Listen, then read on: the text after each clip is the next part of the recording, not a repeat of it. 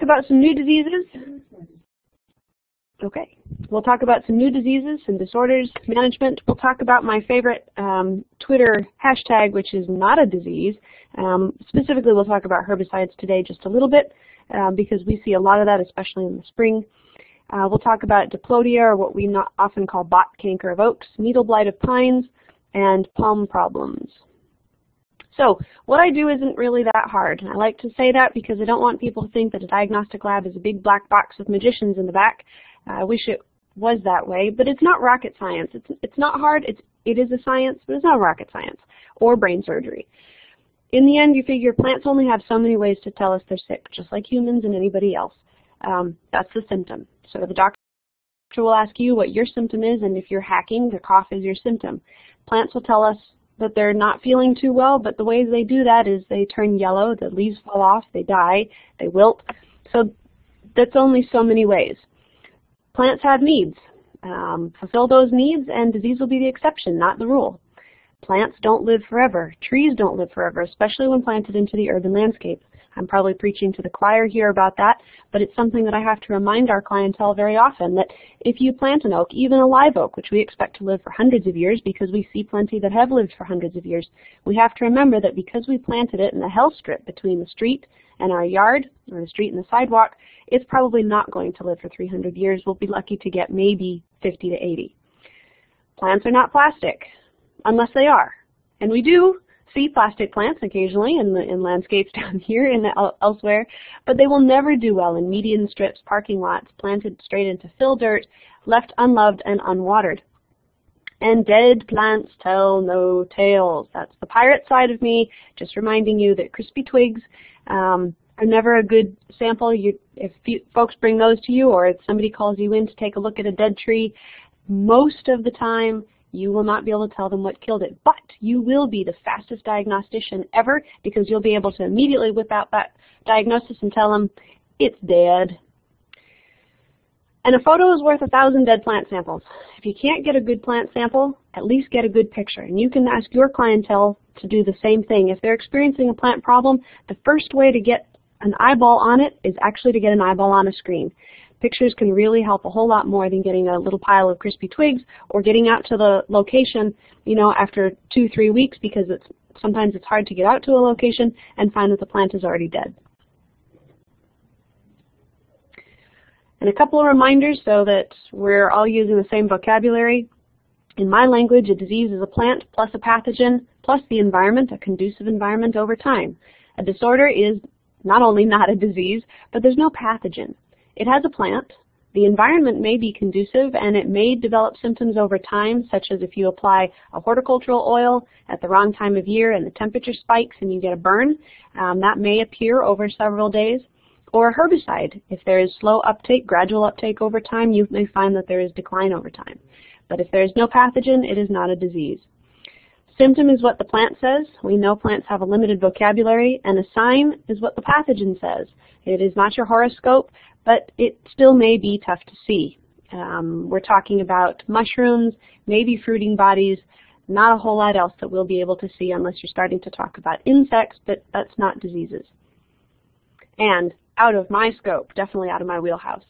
So if you're talking about appropriate disease samples, if you're asking your clientele to send you a sample, or if you're trying to bring something into a diagnostic lab to find out what the problem is, if it's a leaf spot or a foliar blight, well, like I said, this isn't rocket science. And so what we would need is a dozen or so affected leaves, or a whole, better yet, a whole intact stem with the affected leaves.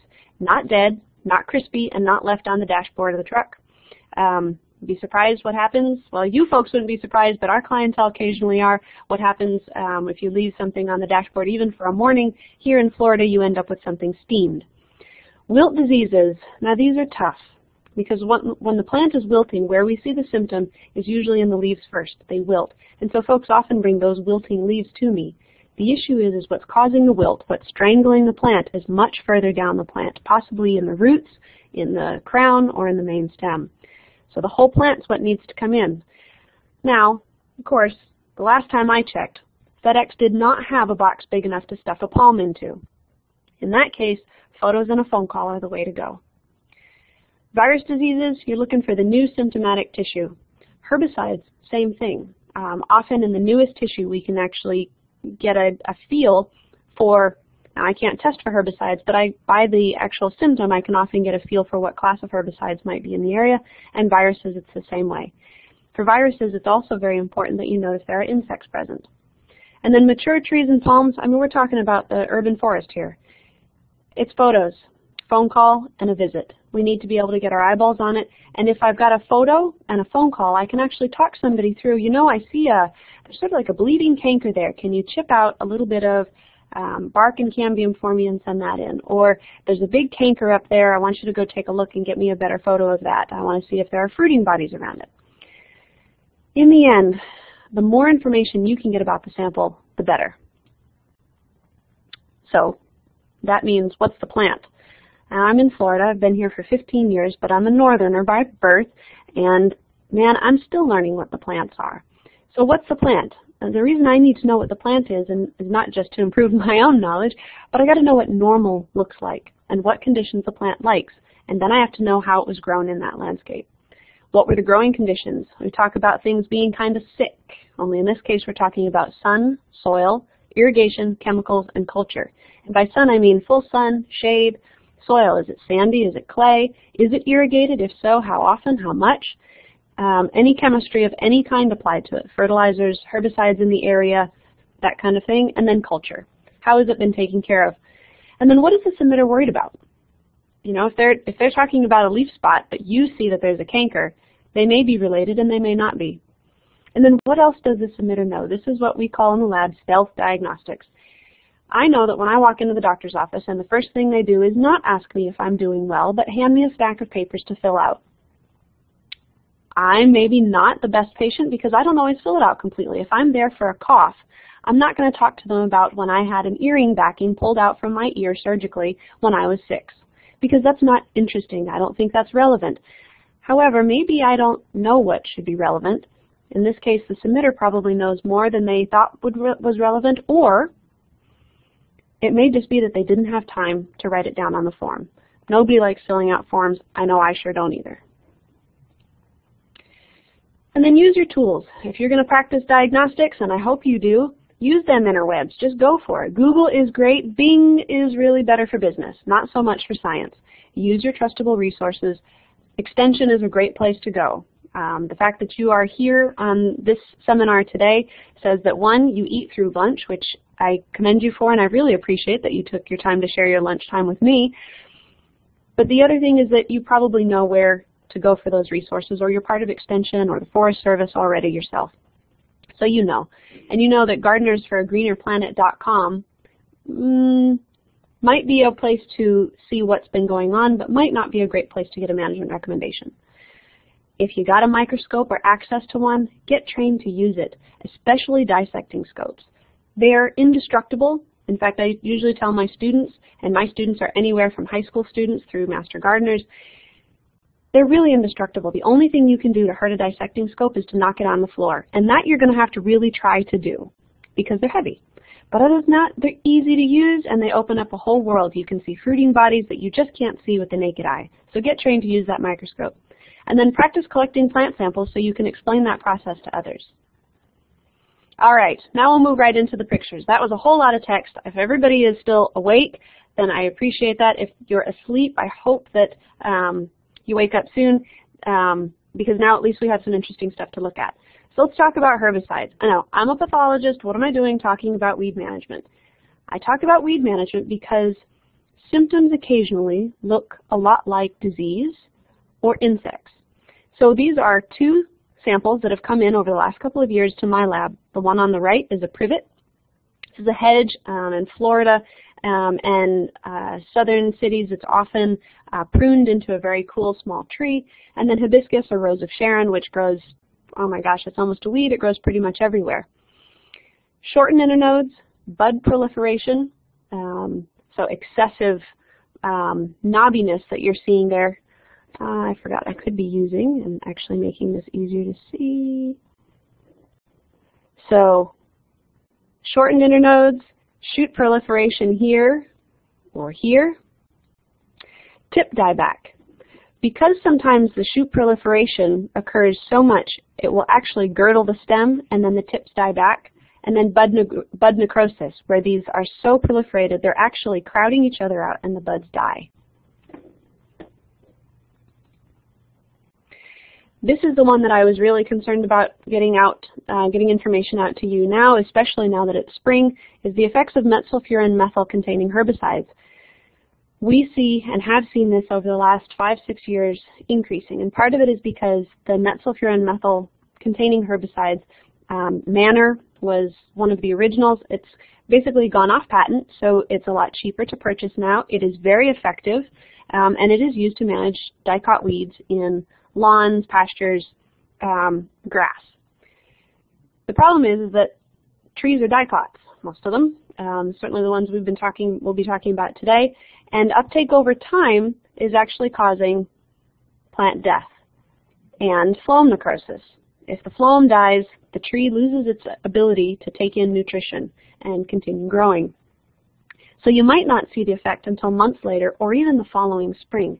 What can make this worse is if the tree has a big mulch area around it and has, over time, has moved its feeder roots, grown its feeder roots up into the upper level of the soil and even into that mulch bed, especially during the droughts that we've been having in the southeast.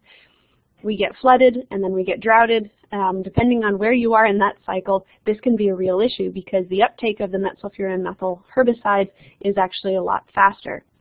So you're going to want to look around for dicot weed-free lawns or pasture area around dicot ornamentals.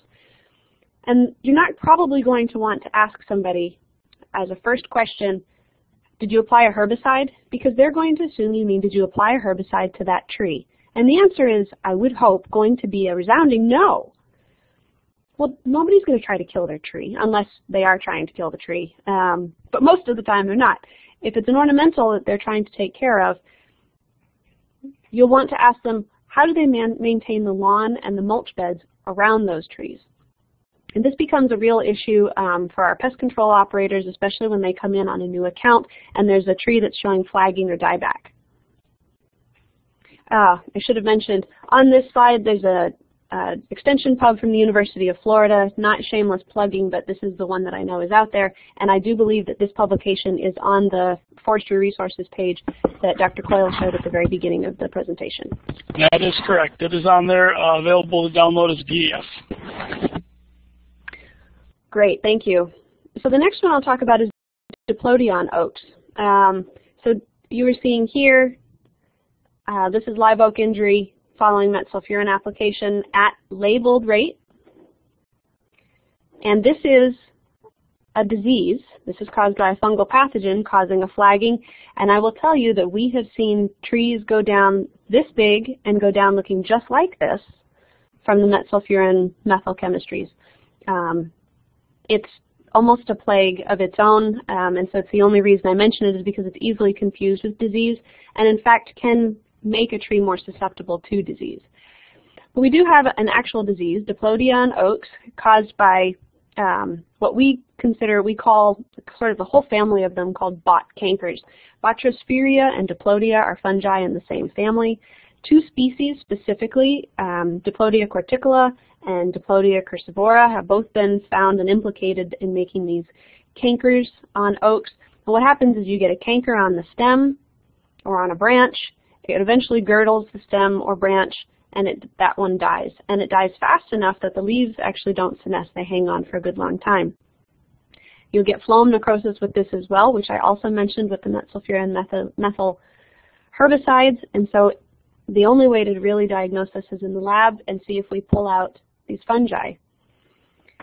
Often with Botrosphaeria, if you're being called out to a site and just a branch or two is flagging, Botrosphaeria is everywhere in the environment all the time. It's a cosmopolitan, ubiquitous fungus that is spread by splashing water, and it hits woodies especially hard after they've been exposed to drought. Whether that drought is due to transplant shock, lack of irrigation or broken irrigation, or an actual environmental drought, there seems to be a real connection between Botrosphaeria and diplodia and drought. But if you were to cut off one of these branches towards the base of wherever the dieback has started, you will often find a wedge-shaped discoloration. So if you were to think of a pie and think of a big piece of pie that has been taken out of that pie, often there is a wedge-shaped discoloration that's sort of like that, and Botrysphaeria tends to be gray. The cooler thing, at least for a pathologist, is that if you take a chunk of that, say you take a section and throw it in a baggie with a wet paper towel and leave it on your desk at work for a couple of days, you will get gray, the folks in my lab call it dust bunnies. It sort of looks like, well, I guess if I was a even worse housekeeper than I am, it would look like the dust bunnies that accumulate under the furniture. But it's a darkish gray, and it will actually start to grow out from that wedge-shaped discoloration. So you can do some desktop diagnosis right there. So this is what it looks like a little closer up. Often enters through wounds, leaf scars, open stomata, and lenticels, which means it can enter at any time, and it's not just if you've whacked the tree or if there's been wind-driven sand. These are some of the fruiting bodies. This is what the cankers look like. Sometimes it's due to injury from stems rubbing together or branches rubbing together, and sometimes it'll be caused by the pathogen itself. And what happens is the wound actually just won't close because the fungus produces a toxin that interferes with callus formation. So you'll get a little bit of the tree trying to recover, but it never quite closes the gap. And eventually you get this dieback. So I am the doom and gloom campaigner, unfortunately. So with this fungus on the oaks, there's no fungicidal management effective, meaning you're not going to be able to drench with a fungicide and save trees that are already in decline. You can occasionally prune out the cankers if it's just getting going, and you'll want to sterilize the pruners between cuts.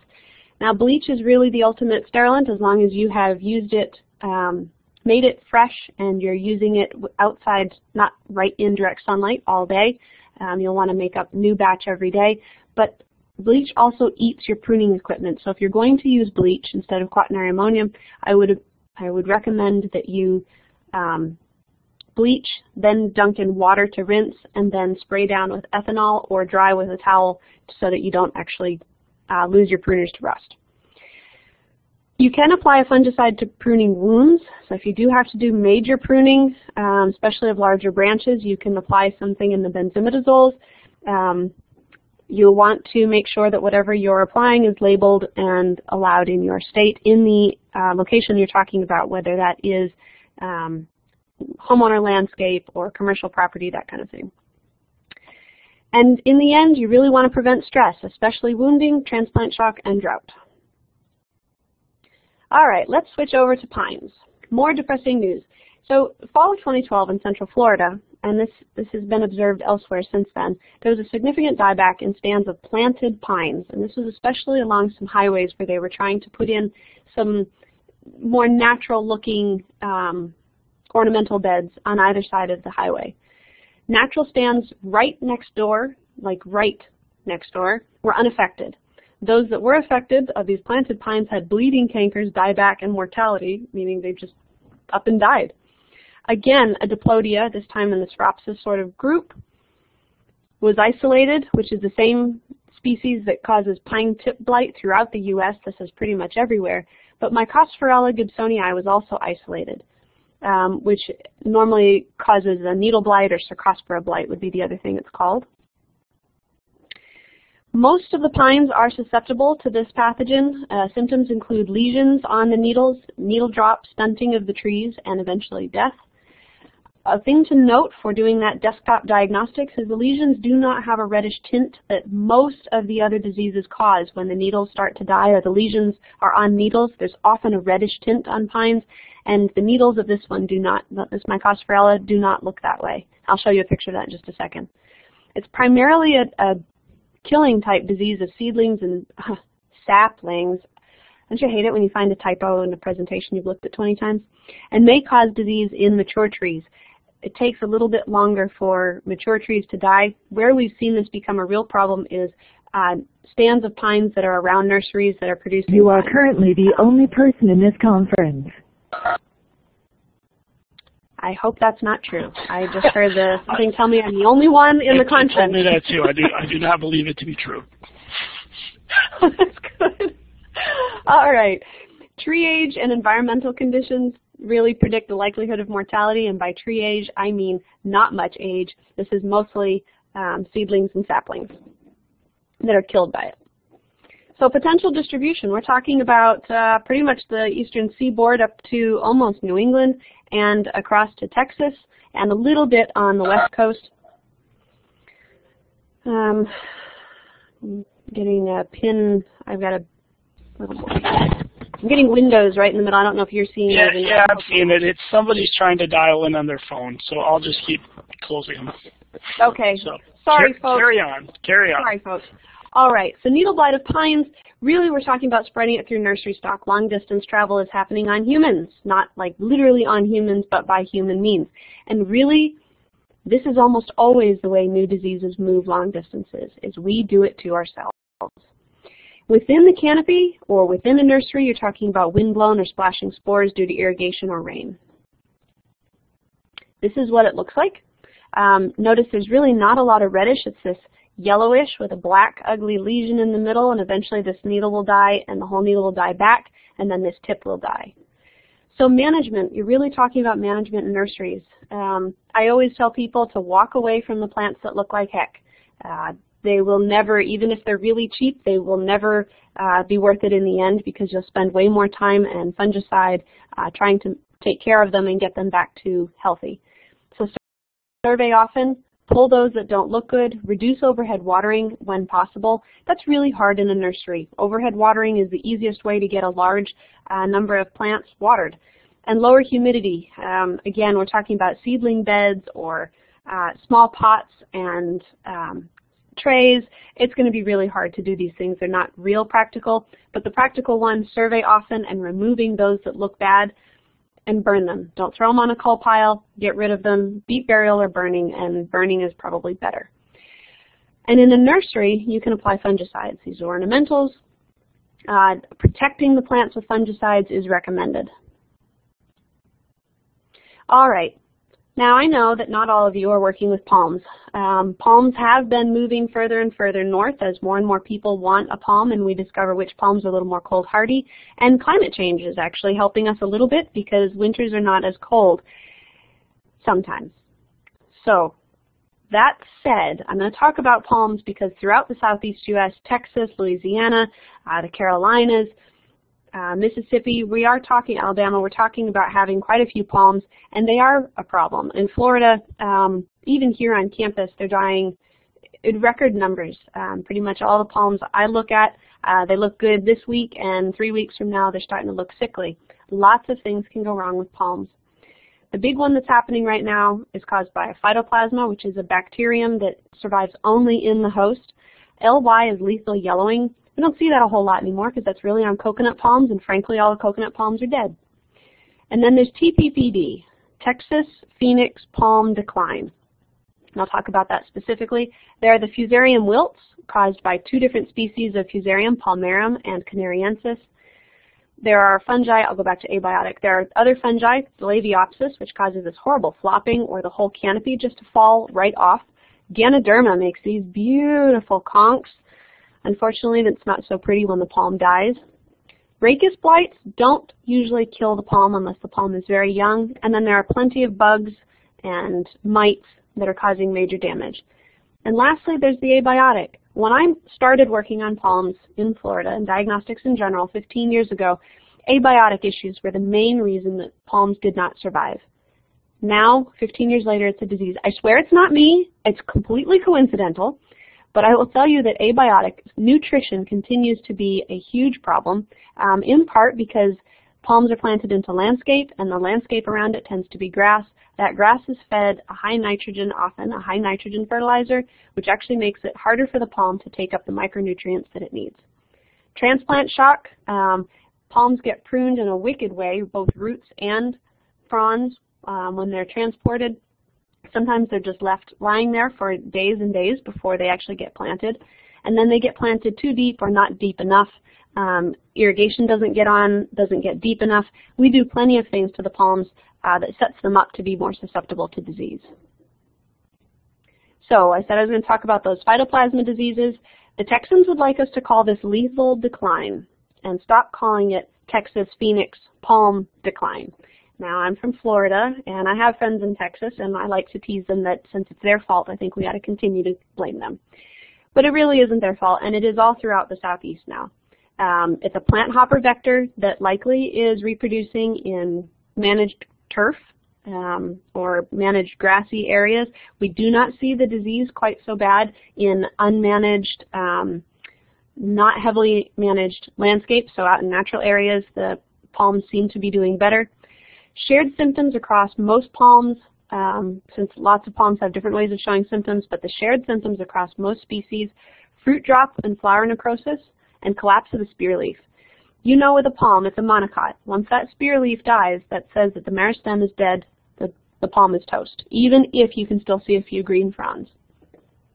Now TPPD, this lethal Texas Phoenix palm decline, we tend to see fast decline of older leaves, fast enough that you almost end up with what I jokingly tell my students looks like a party girl, which means that it's a skirt of the lower fronds tend to drop down, and the fronds that would be, if you think about the fronds as a clock, at the whole head of a palm as a clock, those fronds that would be between 9 and 3 are still okay, but a few of them start to drop more quickly. Those fronds that would be between 8 and say 4 drop very quickly, so you end up with what looks like a skirt, and then the fronds are left between 10 and 2, and it sort of looks like party girl hands in the air.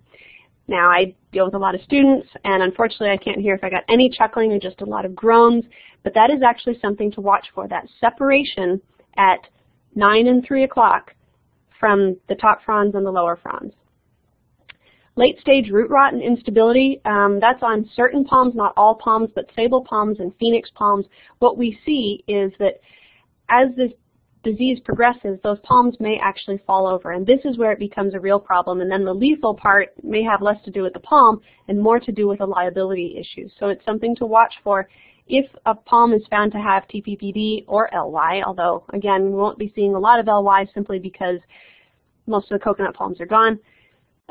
Those palms need to be removed. They're providing inoculum to other palms nearby, but they could also lodge.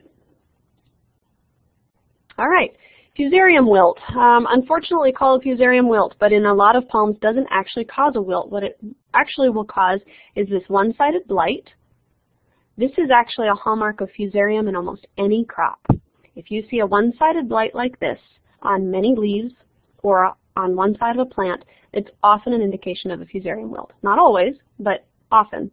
But fusarium wilt of palms often will actually produce what looks like a freeze-dried look. So the fronds won't even drop. The palm will die so quickly that they won't naturally senesce. They will not wilt. They'll just have this, it'll look like a freeze-dried palm. Rachis blight. Now, there's that one-sided blight I was just talking about with the fusarium. See how this is one side of the rachis is colored, and it is here too. And one side of the frond is dead, and the other side is green.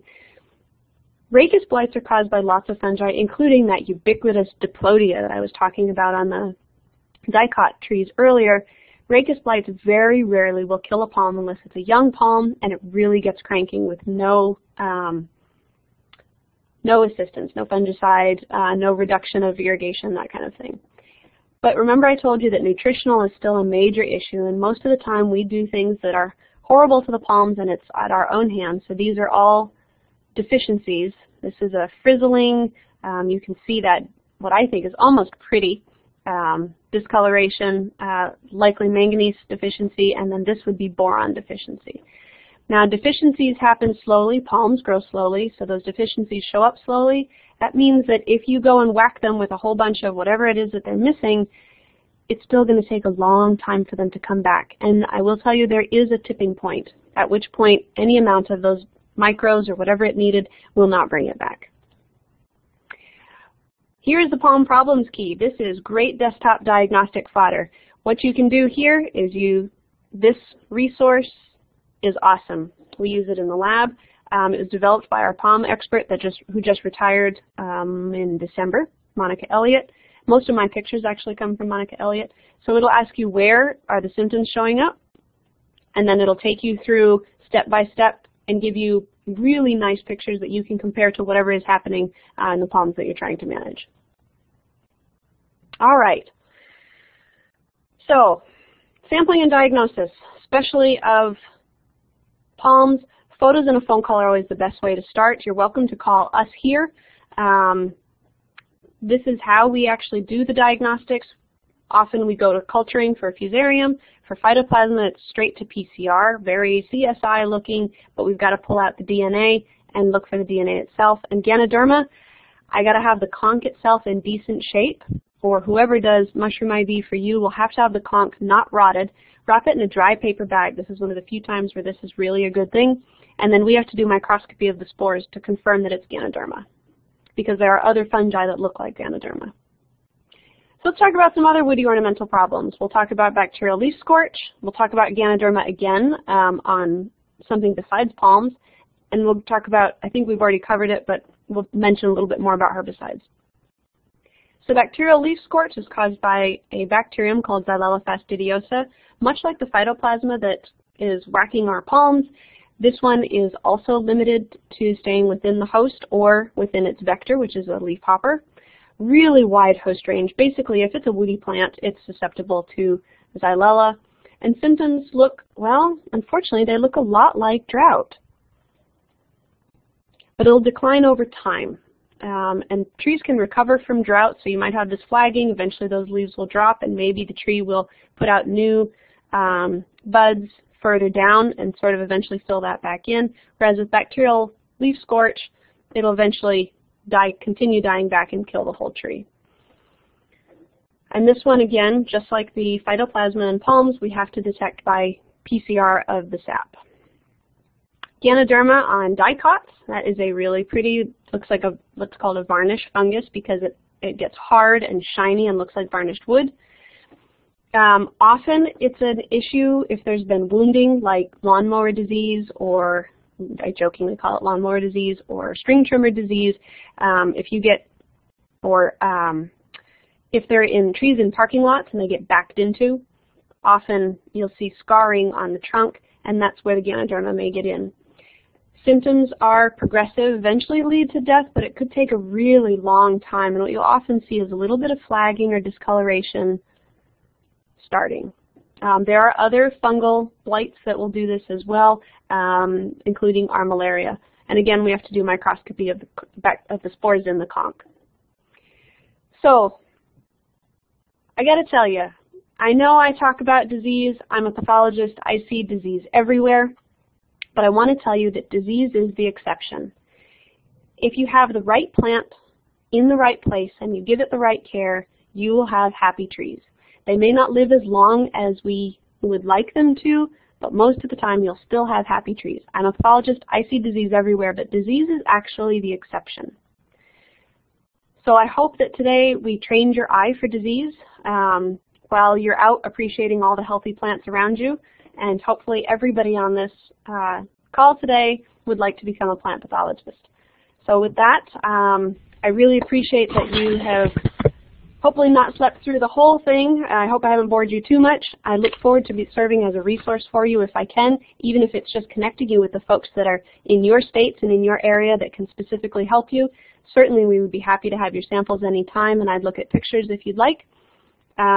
As Dr. Coyle was mentioning, we're social people, so you can find my lab by Googling it, or we're on Facebook where we post interesting samples each week. And I do tweet, although lately it hasn't been nearly as much.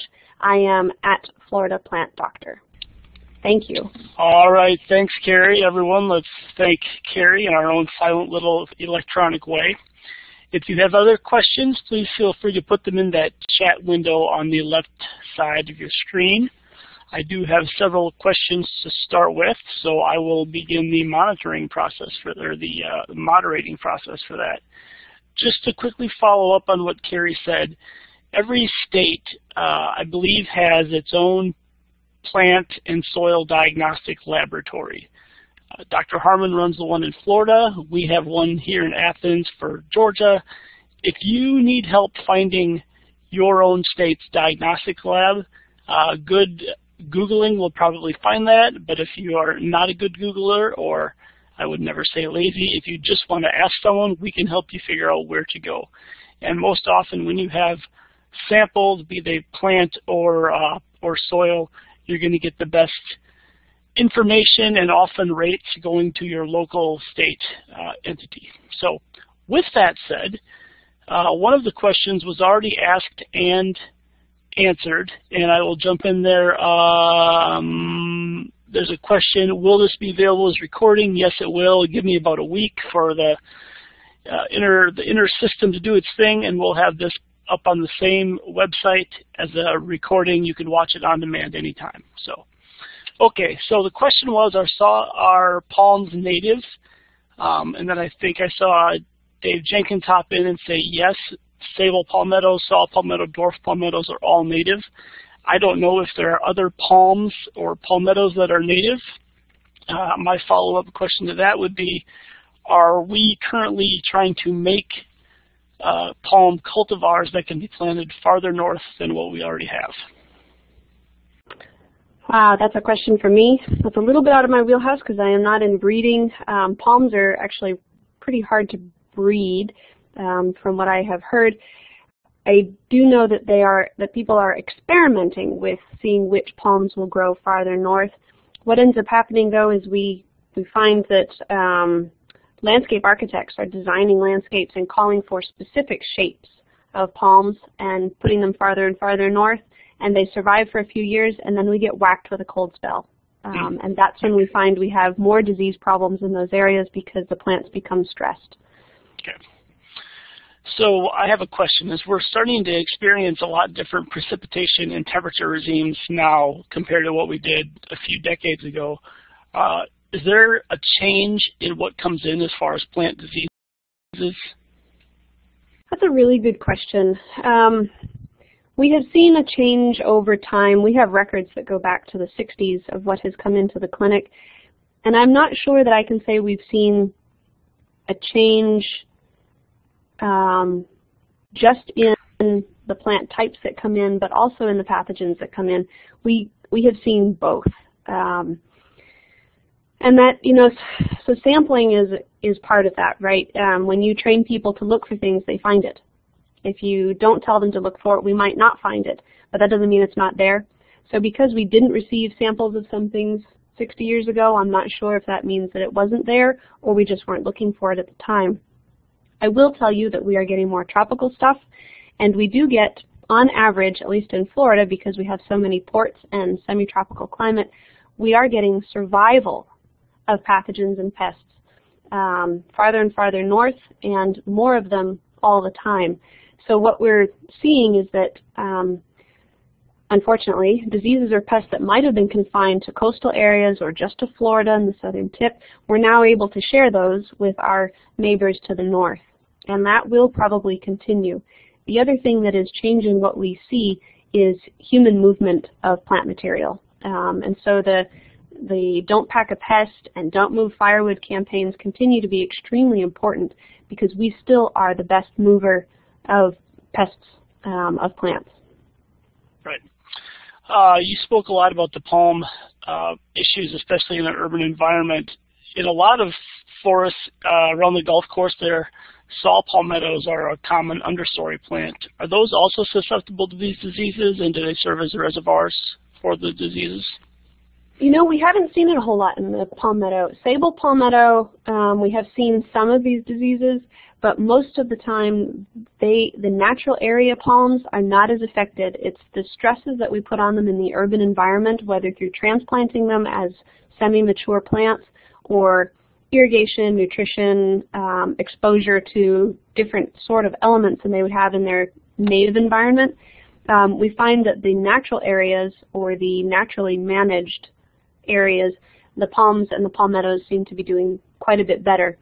Whether that's an area for us to explore because they may have resistance or it's just because they're farther away from the vectors, such as those plant hoppers that I was talking about with the phytoplasma diseases, it's probably that it's the exposure issue. They're just safer in their natural environment than they are when they're in our hands. All right. So here's a question. Can trees recover from metsulfuron exposure? And I guess I will follow up and say, can they recover? And when we get to a situation where we've identified, yes, this tree has that herbicide damage, what can we do to help it recover? So the biggest thing is to make sure that it does not become further droughted. If it's got too much mulch, slowly start moving some of the mulch away. You don't want to do anything to disturb the root zone right off the bat, though. You want to make sure that you're treating the tree just as perfectly for whatever the tree's needs are. Say, if we're talking about newly transplanted live oaks, and by newly transplanted, I mean anything within 3 years. Transplant shock is something that you can see up to 3 years later. So, and longer depending on how slow something grows. But we try to get people to talk about a 3-year window. Metsulfuron, if you can keep the tree happy, especially on the watering side, and of course, do not add any more metsulfuron. Once you put it down, it's pretty hard to take it up. But if you can quit putting any more down, they can recover. If they're toast, if they're actually brown and crispy and the leaves are still on and they're just crispy, and if you can snap twigs and there's no life left at all, it's not going to recover from that. But if it has started flagging and you can catch it at that point, you may be able to get the tree to recover. And then you'll just later, once the tree has started to put out new leaves, you'll want to prune back the areas where it is not growing. Okay. What species of palms are affected by fusarium wilt? Most of them. But the Canary Island date palm, so Phoenix canariensis, is especially susceptible. Okay, and you just talked, this is following up on the transplant shock stuff. We have a question, would the same rules apply for transplant shock in somewhere like northeastern Ohio when we go a little farther north? I would say yes. I've worked in Indiana, I've worked in Massachusetts, and in both of those places we would try to get people to take care of trees for the first 3 years. Now, in the first year, you want to be especially careful about watering. You're going to water less frequently, but deeply, right? So we talk about, maybe an inch of water a week, depending on the size of the tree and how deep that root ball is. What's most important is that you actually every once in a while check and see if the water is penetrating the root ball. If it is, you're good. And if the tree feels like it has become secure, then you can start to cut back on the intensive care.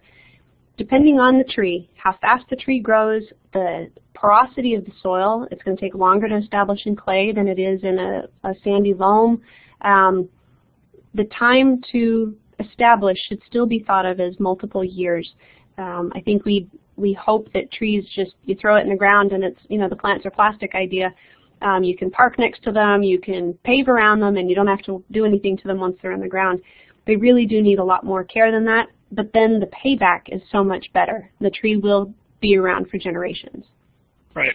Something I wanted to mention that I forgot to when we were talking about the phytoplasma diseases in the palms, and that is that it is not all darkness there. If you can detect the disease and have it confirmed in a lab, when the wilt has not yet moved into the fronds that are between 10 o'clock and 2 o'clock, those top ones, you may inject with oxytetracycline products. OTC is often what it's called. And that will, this is a permanent thing. You will have to do it for the life of the palm. But for those palms that a whole landscape has been planted around, it's the middle of a driveway, it's along the side of a building, they're precious palms, and frankly, some of them are very expensive. These are multiple thousands of dollars a piece. It will cost, you'll be looking at every 4 months, every 4 to 6 months or so, an injection, but that can help maintain the palms in perpetuity. So there is a ray of sunshine in all the dark and gloom and doom that I had for our seminar today. I'm glad you had a chance to give us a ray of sunshine. That's good. In the case of some of these pine needle diseases, when you have those in natural or commercial plantings, what is the management strategy for that? You showed a picture, and I'm talking if you've got 100 acres and it gets a bad case of one of those diseases, what can they do? Not a lot, unfortunately. You're really not looking at probably spraying 100 acres with fungicide. So the idea here is that we're trying to prevent them from being planted out. So we want to manage these at the nursery level. Once they're out, if the tree is severely affected, you might consider taking some of them down and burning them if they're really in steep decline. But the management of the plantation style is going to be quite a bit harder. Prevention on these is really key. The other piece of that, of course, is making sure that you have enough air movement, that you've oriented, if this is a plantation setting, that you've oriented it to encourage air movement through so that you don't have a lot of humidity. But, you can't control rain. We're kind of stuck with what we're stuck with. If it's a natural area, it's going to be a lot harder to manage. So prevention, not putting new seedlings in that are in bad shape, is how we're hoping to manage on that side. Right, and sort of on that vein, we talked about diplodia in oaks. If you have an area that has a natural area with a lot of oaks, a high oak component like Tennessee, Kentucky, is diplodia, does that become a problem in natural areas too, or is that more of an urban thing? It can become a problem in natural areas if that natural area has been exposed to repeated drought. Again, this is really a water stress related issue because the fungi they're around all the time. When they really take hold is when the tree is under stress, and managing a natural area for stress can be really hard. But if you are having to manage a natural area and you start to see a localized area start to go down, there is the option of doing some pruning if that's possible. If it's if the trees are in small shape, or you want to do a tree trimming class. But again, you're not going to be applying fungicides for these. You're not going to apply it systemically because that's not going to help. It's really about managing stress and noting when it comes. Pathology in natural areas, just like entomology in natural areas, you're talking about, like with the some of the ash pests that we've had and some of the others that are voracious feeders, the woolly adelgid up in the northeast. You're talking about cutting trees down, burning them, removing the source of either inoculum or of eggs and immatures so that you can reduce the spread. And that's what you're looking at. Something like diplodia, if it's not killing the tree, it's just making it kind of ugly because the cankers can girdle twigs, you might be okay. If it starts killing lots of trees, you might be looking at having to cut some down and burn them to save the rest of the forest. Okay. So I wanted to ask a question about some of the diagnoses of some of these leaf issues. So we have bacterial leaf scorch. We have abiotic leaf scorch from something like drought. Then there's anthracnose, and then there's oak wilt. Can you give us the rundown on the different leaf symptomologies of those? Because I have been told some things that I'm willing to share, and hopefully it's accurate stuff. But is there a good way to for instance, determine this is bacterial leaf scorch versus this is just something from drought? Well, so what I would say for almost all of pathology is first you want to look at the whole tree. And diseases do not tend to strike the whole tree or the whole section identically. Disease is more sporadic. So think of a human rash as sort of similar to leaf diseases in that your whole body likely does not break out in exactly the same pattern of spots. I find that would be, if you think about chicken pox that we might have all had as kids, the spots were not distributed equally. Diseases won't be. Abiotic issues like drought and sometimes even herbicides, depending on how young the tree is and what the exposure was, are more likely to be across many species and more or less identically symptomatic, whereas disease is going to hit only one species at a time, maybe one plant at a time. But as far as confirming those, in the lab is where I feel most comfortable, and I would want to see for any of those, I would need more than leaves, I'd need a branch. Okay. Last question, and then we'll get to the CEU quiz. Is there a good way to determine whether it's a nutritional issue versus a disease issue when you start seeing that discoloration? And you may have just answered that with your rash analogy. And that's exactly right. Again, anything abiotic is usually going to be equally distributed. So when you were seeing those pictures of palms, the manganese deficiency was that really pretty yellow discoloration at all of the tips of all of the lower fronds. Whereas a disease like fusarium wilt, I said, would be one-sided. Most of them, it's going to be distributed where the pathogen has gotten going. It's going to be worse there, and then it's going to spread from there, but it's usually not going to hit the whole plant at once. Even if it's a root disease, root diseases, you think about how roots are spread, the root disease won't attack all the roots at the same time. Where we have one maybe difference would be if you had something that girdled or suffocated, strangled a whole tree trunk, then you would see that happen all at once. But even that, if it's a disease, will have taken time to girdle the tree. So you're really going to see that it needs time, progression, and that it's going to be heavier in the area that the pathogen got going. Okay, good conversation. Thank you, Carrie, and everyone. If you have questions for Dr. Harmon, you can get a hold of her through the Plant Diagnostics Center or on social media. Now, if everyone would just be patient with me, I will push out the quiz for the CEU things. And again, if there's any issues, let me know. Thank you for joining us today, and our next webinar will be on, I believe, March 28th, and it'll be on Emerald Ash Borer. So thanks again, and hold tight.